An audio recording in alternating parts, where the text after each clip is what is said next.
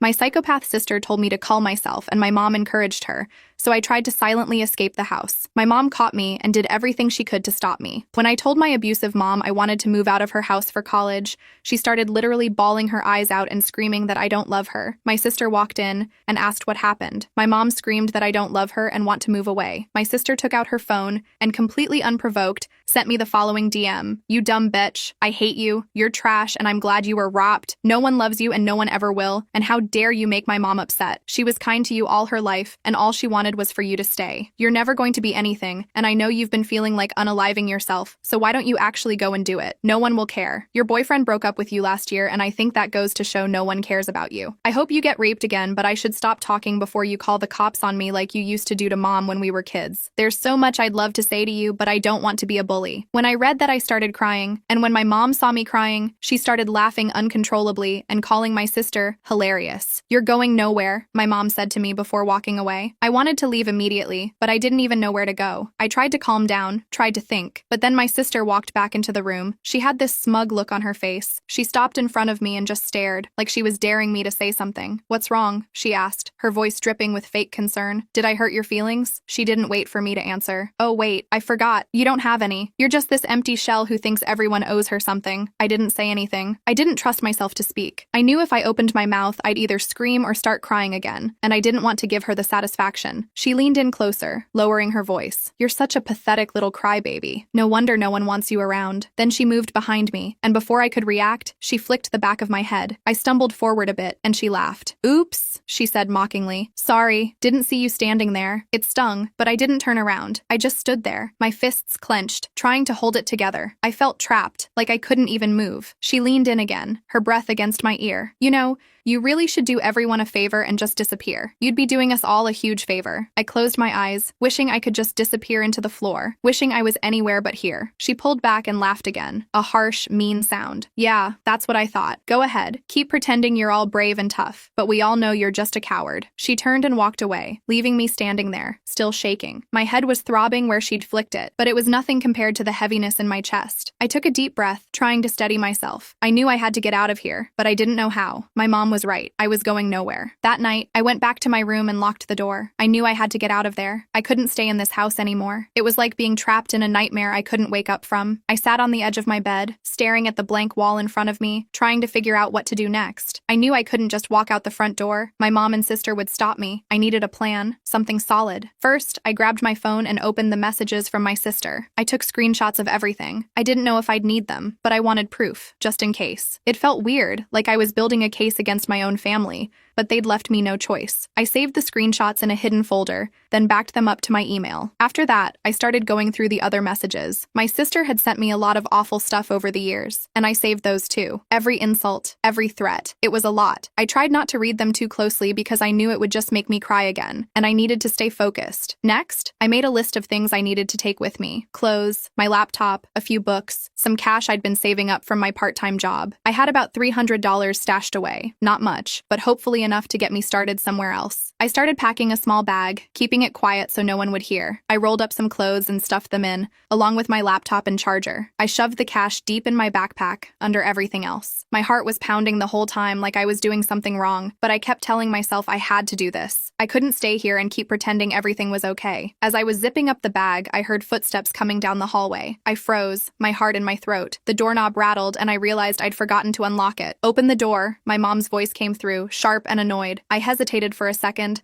then forced myself to get up and unlock the door. She pushed it open and stood there, arms crossed, glaring at me. Her eyes flicked to the bag on my bed, and I could see the realization dawning on her face. "What the hell do you think you're doing?" she demanded. I tried to stay calm, tried to think of something to say, but I could feel the panic rising in my chest. "I'm just packing some stuff," I said, my voice shaking a little. "For college. I just wanted to be ready." "Don't lie to me," she snapped, stepping into the room. "You think you're leaving? After everything I've done for you, you're just going to walk out?" I swallowed hard, my mouth dry. "I'm not trying to leave right now," I said, forcing a smile. "I was just getting things together. I'm not going anywhere." She didn't believe me. I could see it in her eyes. She took a step closer, her face inches from mine. "You think you're so smart, don't you? Think you're going to run off and have this perfect perfect little life? Well, you're not. You're not going anywhere. I know, Mom, I said, keeping my voice soft. I know. I'm staying here. I'm sorry. I hated saying it, hated pretending, but I knew if I didn't, she'd make everything worse. She looked at me for a long time, her eyes boring into mine like she was trying to see if I was lying. I forced myself to keep looking back, to keep my expression calm. Finally, she stepped back, her lips curling into a sneer. That's right, she said. You're not going anywhere. You belong here, with your family. Don't you forget that. I nodded, trying to look as defeated as I felt. I won't forget, I said quietly. She gave me one last glare before turning and leaving the room, slamming the door behind her. I let out a shaky breath, feeling like I'd just run a marathon. My hands were trembling as I finished packing, stuffing a few more things into the bag. I wasn't going to let her win. I wasn't going to stay here and let them destroy me. I didn't know how I was going to do it, but I was going to get out of this house. I had to. Even if it meant sneaking out in the middle of the night, I was going to leave. I wasn't going to let them break me anymore. I'm escaping this house, and I don't care what I have to do in order to do it. Something I should also mention is that I have been able to secretly contact an acquaintance of mine. I told her about my family situation, and she and her family kinda know my mom, and they told me they would be willing to take me in if I made my way down to them, and didn't tell anyone where I was staying. That's where I'm going. Update 1. My hands are shaking, but I am on the way to a domestic violence shelter. I am very afraid. The family who was going to take me in said that my mom is way too scary when she's mad, and in case she finds out where I am, they are afraid she is going to do something crazy to them, and they don't want to take that risk. I'm very upset with them about this. She didn't even have to know I was there. How could she have found out? They live miles and miles away. Right now, I look like a mess, and it's because it all happened fast. The night I left, my mom saw me walking out the door. A vase was thrown at me by her, and nasty things were said. My life was threatened by her. I didn't even have time to shower or anything. I look and smell awful. Update 2. I am at the ER getting my medicine. The domestic violence shelter is paying for it. I'm afraid of getting judged because I actually rolled out of bed and look awful,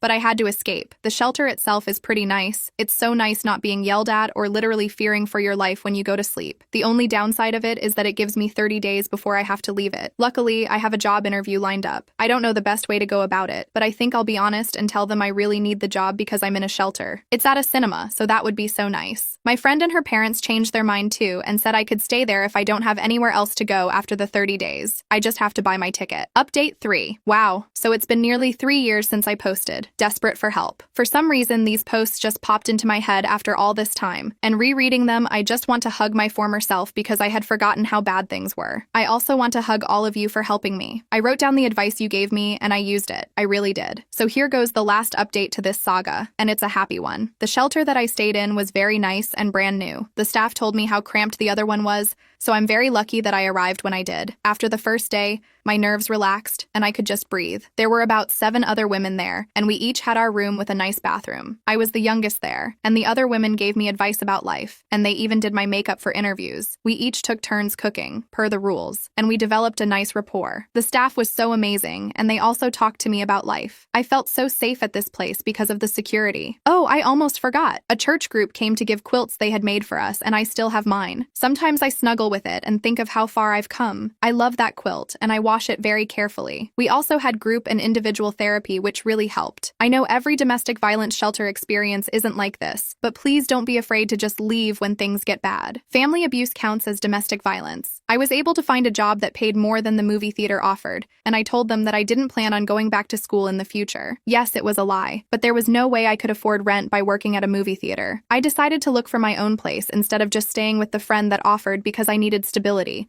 and if things got bad, I didn't really have a support net and would have to start over. I had no reason to think things would go bad, but after leaving such a bad situation, I guess nothing felt secure for me. I rented a room, and my roommate was never home because he was a truck driver. I didn't feel very comfortable staying with an older man I didn't know, but I had very few options. He was very nice, and because our schedules never aligned, we left each other goodbye notes since we couldn't do it in person. I still have his note. I did go back to school the next semester when my medical leave was over, but not at my original school. I felt like I needed a fresh start, and my family knew about the old school anyway, so I applied to different schools. I got into a great school. I told my story, of everything I had survived, in the essay. When my sister told me that I wasn't going to be anything, she was wrong, and I think she knew she was wrong in her assessment of me. I graduated this year, and I have stability that I've never known before. Although I'm a few years older than I wanted to be when I graduated, I realized that sort of thing doesn't even matter, and the medical leave was beneficial. I just got engaged to a lovely man with a lovely family. They always tell me they're my family, and I'm so close with my future mother-in-law. I had food poisoning for the first time a few days ago, and my fiancé left the house at 2 a.m. to get Pedialyte just to make sure I was hydrated. And when I felt like I was never leaving the bathroom, he told me he was going to make lentil soup for me. I didn't have to ask or even say anything. When I was kid and vomiting, my mom told me to go back to sleep. It feels nice to be treated this way, and sometimes I catch myself saying, "You don't have to," when he tries to do something nice to me. Anyway, he has 6 siblings, and they're like the siblings I never had. I learned to value myself and put myself first. I wasn't loved, and so I do things for myself that I didn't get. No one made me feel special, so I do it myself. I make it a point to buy flowers for myself weekly. A therapist recommended this to me, and it makes a difference. No one cared that I was sick, so I make sure that I rest and relax without disruptions when I'm sick. No one valued my personal time or space, so I have days where I don't even answer my phone and just spend time with myself. Things like that. When I made that last update, I was crying, and I really didn't think I was going to be okay. I was at a shelter with a 30-day stay, and I thought there was no way anything beneficial could happen in 30 days. I was very depressed and hopeless, and I had no idea things would have gone in such a positive direction.